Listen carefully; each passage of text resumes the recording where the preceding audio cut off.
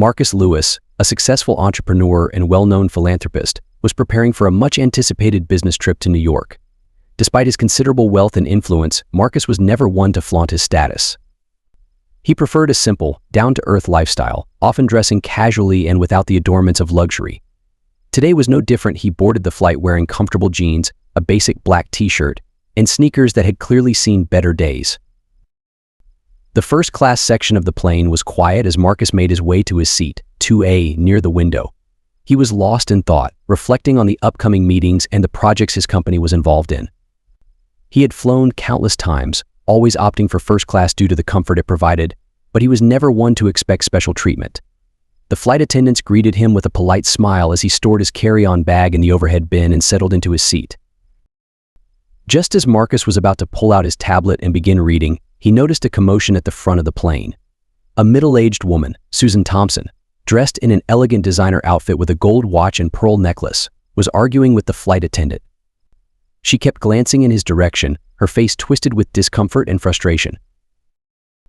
"I'm not sitting there," Susan said, her voice sharp and tinged with indignation. "I paid for first class, and I expect to sit next to someone who belongs here."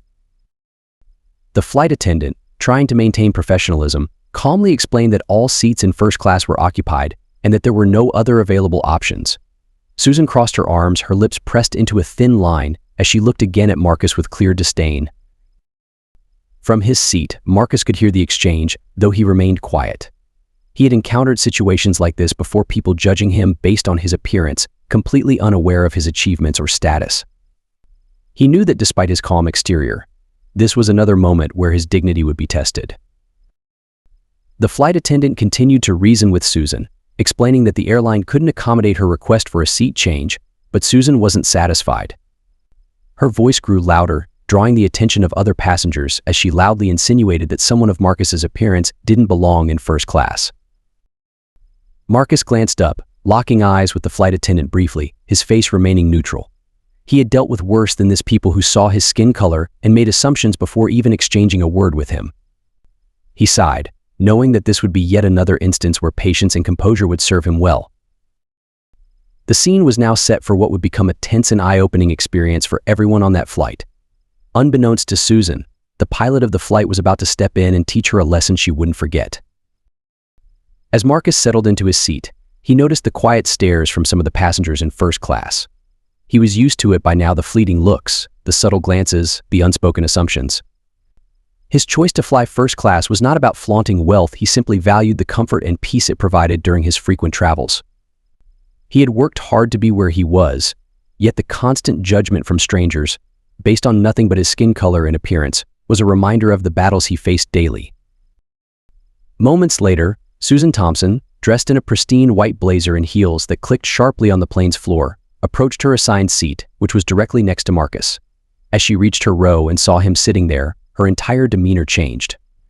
Her face twisted in a mixture of confusion and disapproval, her eyes scanning him up and down.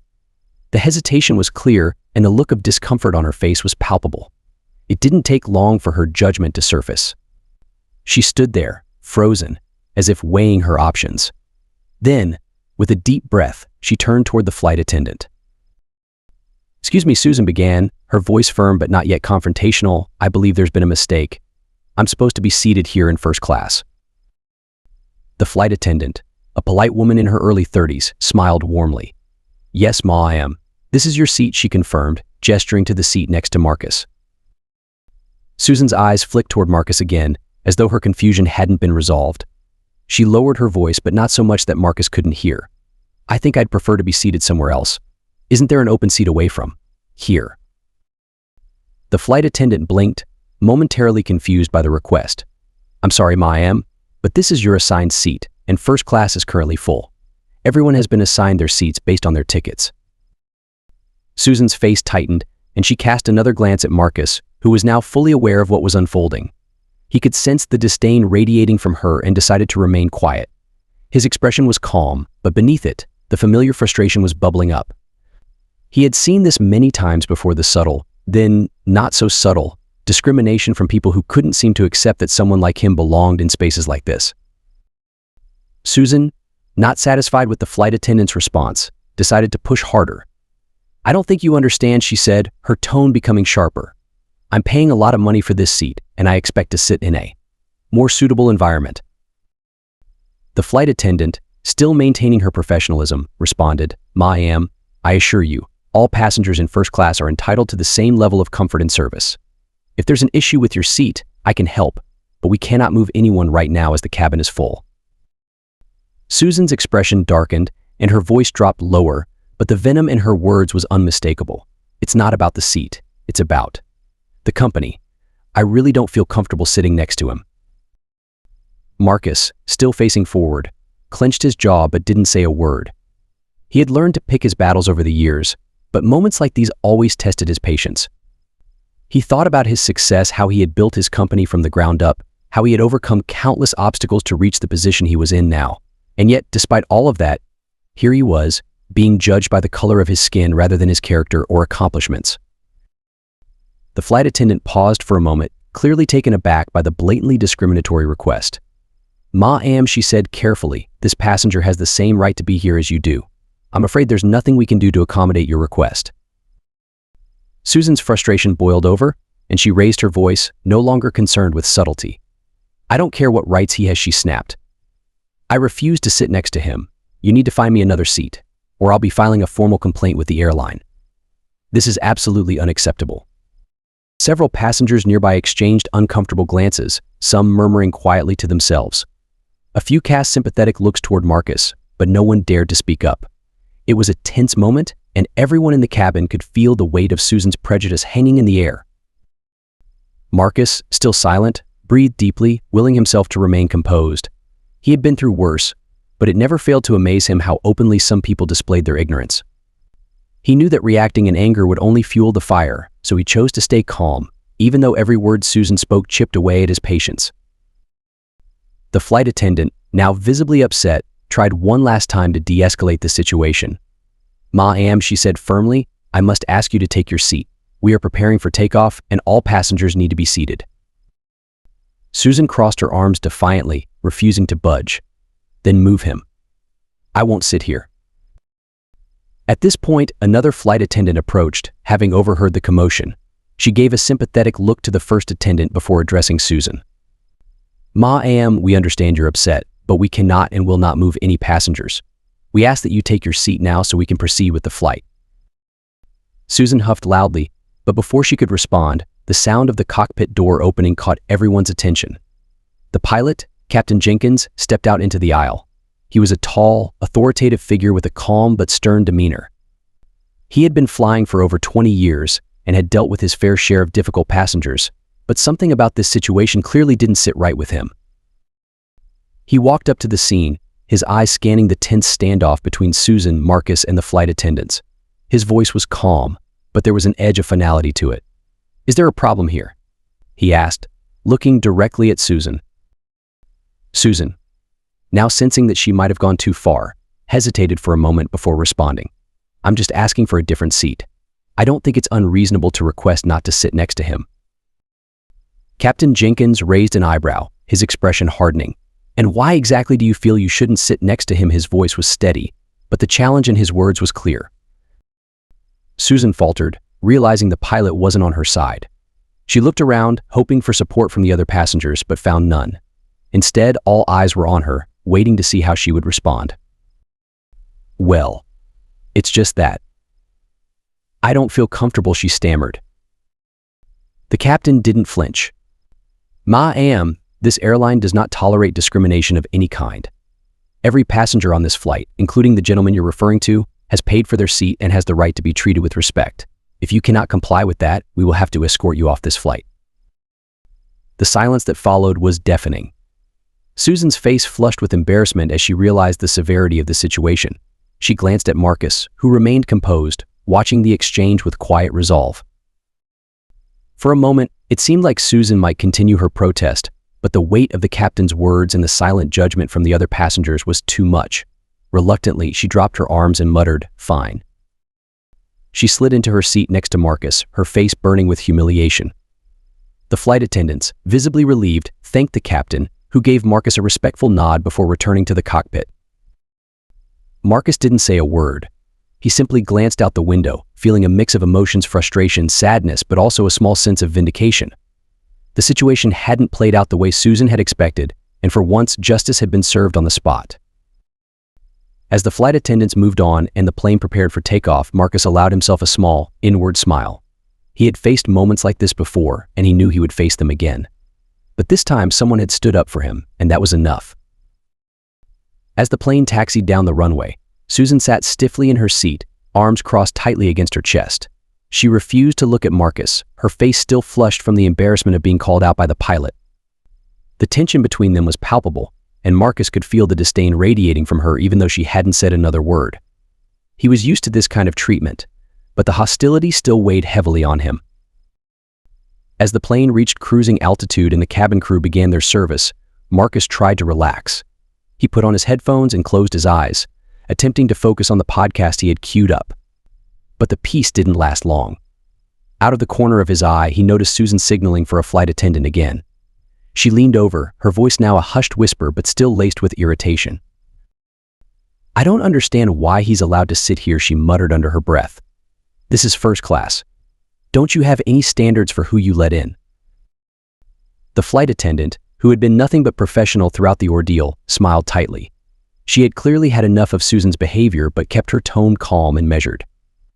"Ma'am, as I explained earlier, all passengers in first class have purchased their tickets and are entitled to the same level of service. If there is anything I can assist you with, please let me know, but this issue has already been addressed." Susan sighed dramatically, her frustration spilling over. "This is just unacceptable," she said, her voice louder now. "I paid for comfort, and I shouldn't have to deal with this." Her words echoed through the cabin, drawing the attention of more passengers. Some exchanged awkward glances, while others looked directly at Susan, their expressions betraying their disbelief at her audacity. Marcus, still seated quietly, felt the familiar surge of anger bubbling up again. He had tried to remain calm, to let the situation pass, but Susan's blatant disrespect was becoming harder to ignore. Marcus took a deep breath and removed his headphones, turning to face her for the first time since the confrontation had begun. His voice was calm, but there was an edge of steel in it that hadn't been there before. "Ma'am," he began, his eyes locking onto hers, "I don't know what your problem is, but I assure you, I have every right to be here, just like you. I've paid for my seat, and I'm not going anywhere." Susan recoiled slightly at the directness of his words. For the first time, her bravado seemed to falter, but she wasn't ready to back down completely. She leaned forward, her voice dripping with condescension. "Look, I don't know who you are, but people like you," she began, but Marcus cut her off, his patience finally at its limit. "People like me," he repeated, his voice louder now. "You don't know anything about me. You don't know what I've been through, what I've accomplished, or what I've done to get where I am today. And yet, here you are, judging me based on nothing but my appearance. You think that because you paid for this seat, you're better than me." The cabin had gone silent now. Every passenger within earshot was watching the exchange, their attention fully on Marcus and Susan. Even the flight attendants had paused in their duties, unsure of what would happen next. Susan's face twisted in anger. "I don't have to explain myself to you," she snapped. "I just know that people like you don't belong in places like this." Marcus felt the weight of her words hit him like a punch in the gut. He had spent his whole life proving people like her wrong, yet here he was, once again being told he didn't belong. But he wasn't going to let her win. Not this time. Before he could respond, a voice interrupted from behind. It was one of the other passengers, a middle-aged woman who had been watching the scene unfold. "Excuse me," she said, her tone sharp, "but I think you're the one who doesn't belong here. We're all tired of listening to your nonsense. If you don't want to sit here, maybe you should be the one to move." Susan's eyes widened in shock. She hadn't expected anyone to speak up, let alone take Marcus's side. She turned to look at the woman, her mouth opening and closing, as if searching for a retort, but no words came out. Another passenger, a man in a suit, chimed in. "Yeah, lady, give it a rest. We're all trying to enjoy our flight. You're the only one causing a problem." Susan's face turned bright red, her anger now mixed with embarrassment. She glanced around the cabin, realizing that she was outnumbered. The passengers had taken Marcus's side, and she was the one being judged now. Marcus, sensing the shift in the atmosphere, leaned back in his seat. He didn't need to say anything more. The other passengers had spoken for him, and for the first time in a long time, he felt like he wasn't alone in this fight. Susan, flustered and humiliated, sank deeper into her seat. She crossed her arms and muttered something under her breath, but the fight had gone out of her. She knew she had lost. The flight attendants, relieved that the situation seemed to be resolving itself, resumed their service. Marcus put his headphones back on, but this time he allowed himself to smile just a little. He had been through worse, but in this moment, the small victory felt significant. He hadn't needed to prove his worth. The truth had spoken for itself. The plane flew on, but the weight of the encounter lingered. Marcus knew that Susan's prejudice wouldn't change overnight, but at least she had been confronted. And more importantly, she had been shown that not everyone shared her views. The conflict hadn't just been about a seat on a plane, it was about dignity, respect, and the small battles that people like Marcus faced every day. He had won this round, not by fighting back with anger, but by standing his ground and letting the truth come to light. As the plane cruised through the sky, Marcus closed his eyes, feeling a sense of peace settle over him. It wasn't the end of the struggle, but for now it was enough. Just as Marcus was settling back into his seat, satisfied that the situation had finally quieted down, the cabin's intercom crackled to life. "Ladies and gentlemen, this is your captain speaking. I'd like to thank you all for choosing to fly with us today, and I understand there's been a bit of a situation in the first-class cabin." Marcus's eyes snapped open. He hadn't expected the pilot to address the issue publicly, but from the murmurs around him, it was clear everyone else was just as surprised. Susan sat up straighter, her face still flushed from the earlier confrontation.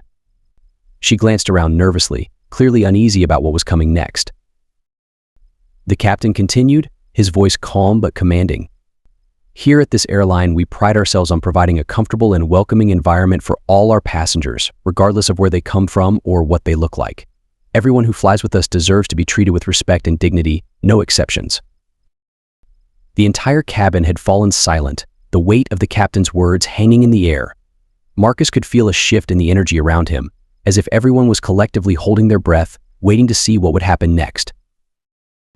And so the captain went on, "I'd like to personally thank our passenger in seat 2A, Mr. Marcus Johnson, for his patience and understanding in dealing with an unfortunate situation that no one should have to experience." A ripple of shock ran through the cabin. Marcus blinked in surprise. He hadn't expected the captain to call him out by name. He felt the eyes of everyone around him, but unlike the earlier stares filled with curiosity or judgment, these glances carried a different weight. They were filled with respect, admiration even. Marcus's heart pounded in his chest as he processed what was happening. The captain's voice took on a more serious tone. "As for the passenger in seat 2 billion," he continued, his words measured but firm, "I understand there was a complaint about seating arrangements. Let me make one thing clear, this is my plane, and on my plane, we treat every passenger as an equal. If anyone has an issue with that, I invite you to take it up with me personally after we land."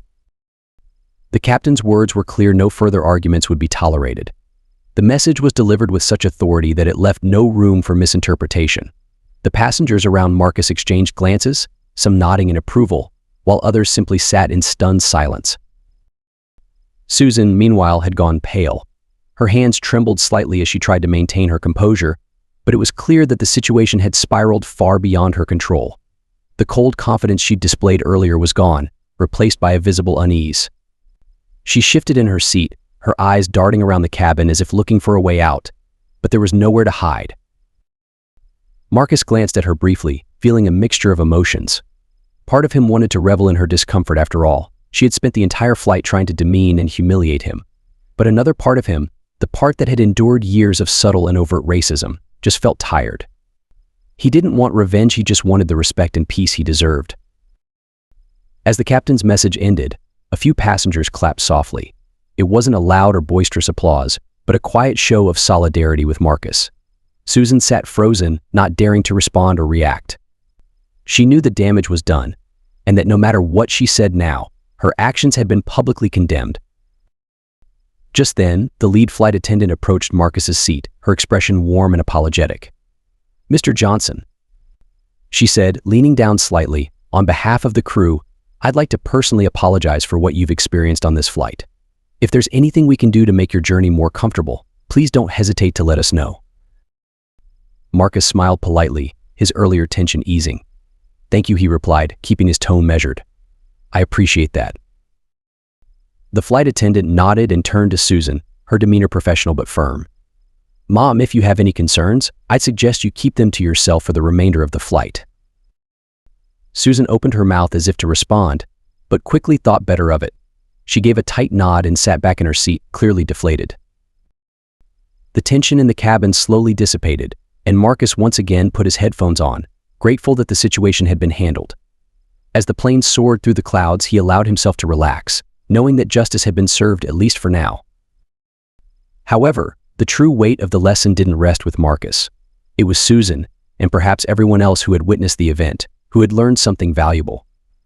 The pilot's words had made it clear discrimination, prejudice, and judgment had no place in this world, and those who held on to those toxic beliefs would always be called out for their behavior. This wasn't just about a single encounter, it was a larger commentary on society and how people chose to treat one another.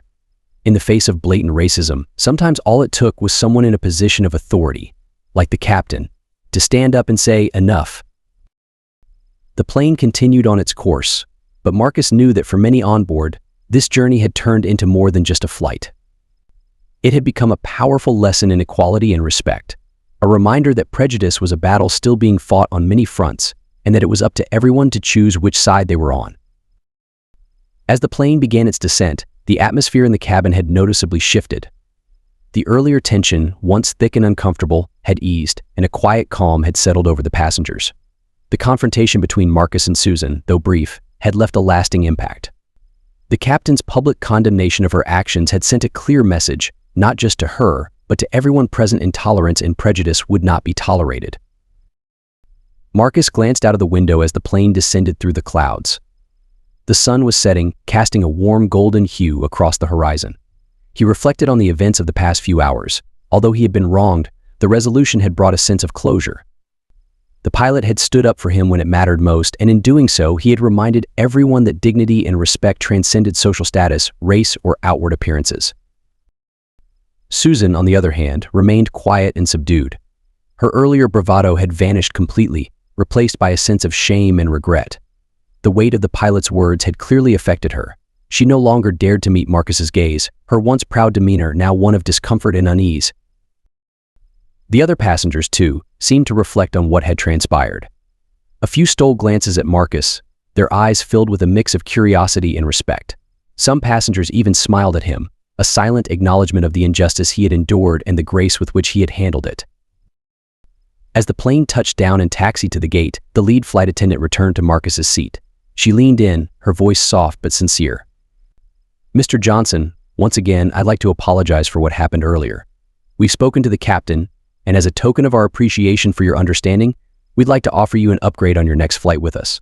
It's the least we can do after everything that's happened." Marcus smiled, his earlier frustration now replaced with gratitude. "Thank you," he said, his voice calm and composed.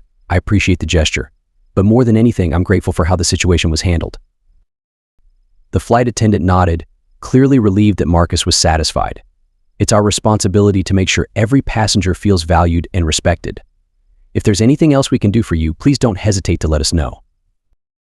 With that, she handed him a card detailing the upgrade and walked back to the front of the cabin. The plane came to a stop, and the passengers began to gather their belongings, preparing to disembark. As Marcus stood up to collect his carry-on, he felt a gentle tap on his shoulder. He turned to see an older man, perhaps in his 60s, smiling kindly at him. "I just wanted to say." The man began, "I saw what happened earlier, and I'm sorry you had to go through that. But the way you handled it, you showed real class." Marcus nodded, appreciating the man's words. "Thank you," he replied simply. "Sometimes you just have to take a step back and let people reveal who they are." The man nodded in agreement. "Well, you certainly showed us who you are today. Take care." Marcus watched as the man walked away, feeling a sense of satisfaction. It wasn't about the public display of support, it was about the realization that people were capable of learning, capable of change when given the right push. As the line of passengers slowly moved forward, Susan finally rose from her seat. She hesitated for a moment, then turned to face Marcus. Her eyes were downcast, her expression filled with regret. I'm sorry," she said quietly, her voice barely audible over the hum of the cabin. "I shouldn't have treated you the way I did." It was wrong. Marcus looked at her, his expression unreadable for a moment. He considered her words, the sincerity in her tone. She was clearly remorseful, but he also knew that her apology, while a step in the right direction, wouldn't undo the damage. Still, he chose to respond with grace. "I accept your apology," he said evenly. "But next time, think before you judge someone based on their appearance. You might find that people will surprise you." Susan nodded, clearly embarrassed. She quickly grabbed her bag and hurried down the aisle, her head bowed as she exited the plane. Marcus watched her go, knowing that while this encounter may have been uncomfortable for her, it could also be the start of a change in her perspective. As Marcus stepped off the plane and into the terminal, he took a deep breath, feeling the weight of the day finally lift from his shoulders. He had faced prejudice head-on, as he had so many times before, but this time was different. This time, the outcome had reaffirmed his belief that dignity, patience, and strength in the face of adversity could lead to change both in himself and in others.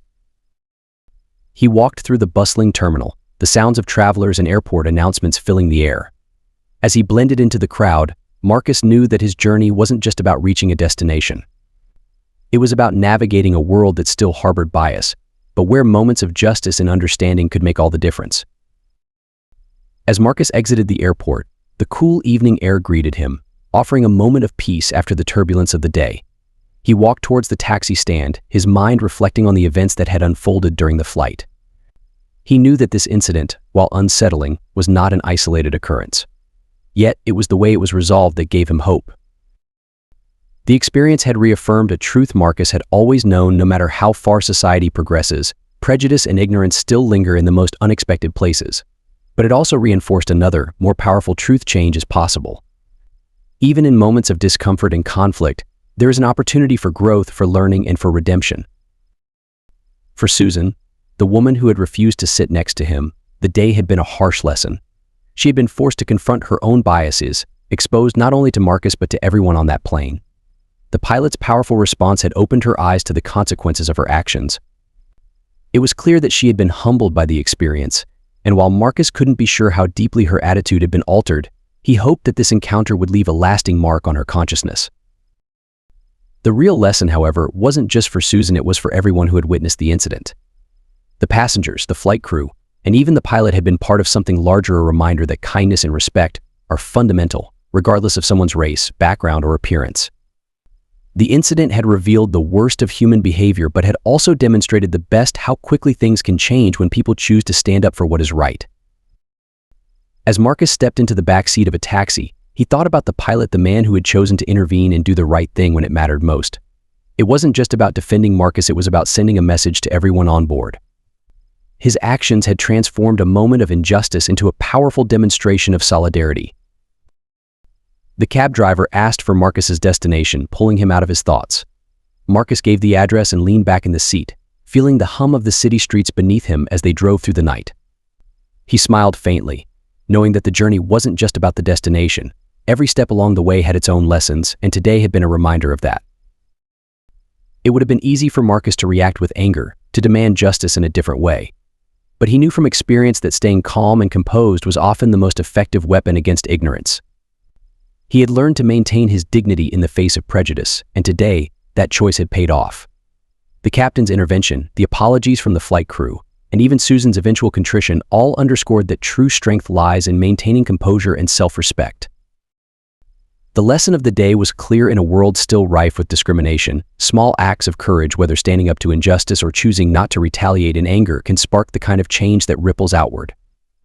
Marcus had walked onto that plane expecting nothing more than a routine flight, but he had emerged with a powerful reminder of the value of patience, integrity, and standing firm in the face of adversity. As the taxi wove through the city streets, Marcus felt a sense of peace settle over him. He had been tested once again by the prejudices of others, but he had emerged with his dignity intact. And more importantly, he had reminded everyone involved that the real measure of a person is not their wealth, status, or appearance, it's how they choose to treat others. With that thought, Marcus knew that, despite the challenges he still faced in life, he would continue to navigate them with the same strength and grace he had shown today. And in doing so, he would continue to inspire those around him, whether they realized it or not.